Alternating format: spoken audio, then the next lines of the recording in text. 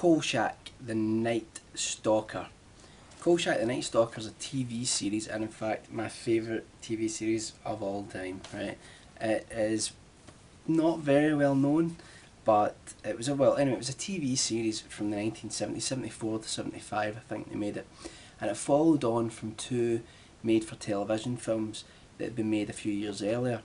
The first film, just simply called The Night Stalker, was about Carl Kolchak living in Las Vegas, and he is a reporter for a newspaper, and he starts following this case where women start dying around the city, all apparently from a huge loss of blood and bite marks to the neck. So I think we can see where this is going to. It's basically a vampire story. It's one of the best vampire stories I've actually seen on film, even though it's a made for television film. It was actually the most successful made for television film at the time ever, and it stars Darren McGavin, who's just fantastic as Kolchak. And the original film is actually quite dark. There are some light-hearted moments in it, but it's actually quite a dark sort of horror thriller, and a brilliant entry into the vampire mythos, so I would check that out. Now, it was a massive success, and the film, what made the film work really was the fact that you had this reporter just try to track down this vampire, and then let everybody know and persuade everyone else that there really was a vampire alive and well in Las Vegas. And just as you think he has done that, things take a little twist. It's really fantastic. It was I think it was directed by Dan Curtis, and I believe it was it written by Richard Matheson? I think it probably was actually. It was adapted from a novel by Jeff Rice, and it was that successful they made a second film called The Night Strangler, which was set in Seattle, I think. Was it Seattle or San Francisco? I should remember that.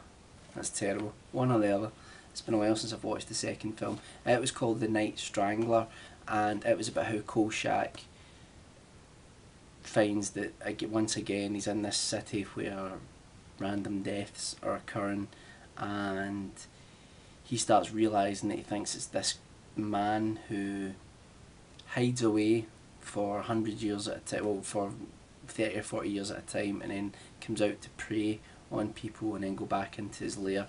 It's not quite as good as the original film, but what they do include is the feeling of comedy into it, and it's like a sort of halfway house between The Night Stalker and then the television series. And they were going to commission a third film. In fact, the script was written. I think it's called Kolchak, The Night Killers, I think it's called. And instead what they decided is it was that popular that they decided to make a TV show. So they made the TV show. There was only 20 episodes made. It actually flopped, unfortunately, and it flopped because there were a lot of problems with there were writing problems with it, and episodes were shown out of order, and characters were changed early on and things like that. It was all very strange, but nonetheless it's fantastic. It follows Kolchak after basically being booted out of Las Vegas, being booted out of Seattle or San Francisco, wherever the second film was based, and he ends up in Chicago working for Tony Vincenzo, who's his editor in the previous two films as well. There's a wonderful relationship between the two of them. They're always shouting and screaming at each other, but it's really great. And the atmosphere of the small newspaper itself is really enjoyable. It's very, very cosy and feel good.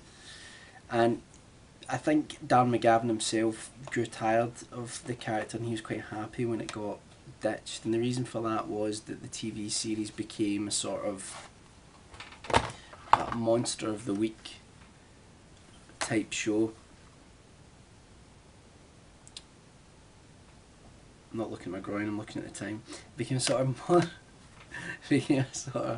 monster of the week type show, and I think he felt that, you know, that could only last for so long, and it got a bit ridiculous towards the end. I would actually say that I think it could have went on and on and on. The biggest issue with the Night Stalker TV series is that there's no explanation as to why all these things are happening. So it's just like Kolchak just happens to be there when weird things are happening. It's kind of like Murder, She Wrote, where like you never want to be a friend because like all our friends get murdered. And it's similar with Kolchak, you know, why are these things happening? If they had created a through story that explained why all these things were happening, then it would have made much more sense. If you look at later television series like The X-Files and Buffy the Vampire Slayer, TV series that I think were obviously influenced heavily by Kolchak the Night Stalker, especially The X-Files. In fact, they wanted to bring the character into The X-Files at one point, but they couldn't persuade McGavin to do that, so he played another character. You can see that there's a reason for things. You know, in The X-Files, Mulder and Scully have a reason to be in these strange places because that's their job, is to investigate these things. In Buffy the Vampire Slayer, you've got the whole Hellmouth thing. I'm not that familiar with Buffy the Vampire Slayer, but you get what I mean. There's a reason for it, and there is no reason really in this. It's just week in, week out, he meets strange and wonderful creatures and fights them. Basically, there are some really good episodes. I would suggest, if you're going to watch it, Horror on the Heights is probably the best one. Very creepy, brilliantly done. I remember Demon and Lace being quite scary in places. Spanish Moss Murders is good.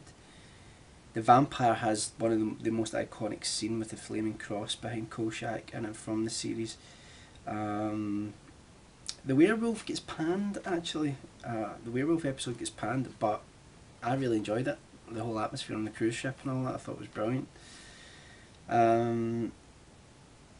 Yeah, it does get a little bit silly towards the end, I think, but I could still watch every single episode. I mean, some of them are quite funny, like Bad Medicine's quite funny. The Sentry's quite funny as well. And it's a shame that we didn't get to see much more of Karl Kolchak, but there have been comic books, graphic novels and other novels written about him, and he is a character that I'm going to talk about way more on this channel. So this is just a little introduction to the Night Stalker TV series. I'll be reviewing each and every episode and the films in their own specific videos, but this is just an overview of that character. Go out and check it out, it's fantastic. Do I have time? No, I don't really. Well, I'll try and fit this in. There are there were two subsequent films that were made, but they were actually just cobbled together from episodes from the original TV series. But there is additional dialogue recorded for them, so in some ways it is kind of like a new Kolchak thing, but I haven't actually seen them for years, since I was a kid, so I don't actually know how they play out when they put two episodes together. Each episode's an hour long. Fantastic television, my favourite television series of all time. Kolchak the Night Stalker. Go check it out. Oh, and by the way, it's not Kojak.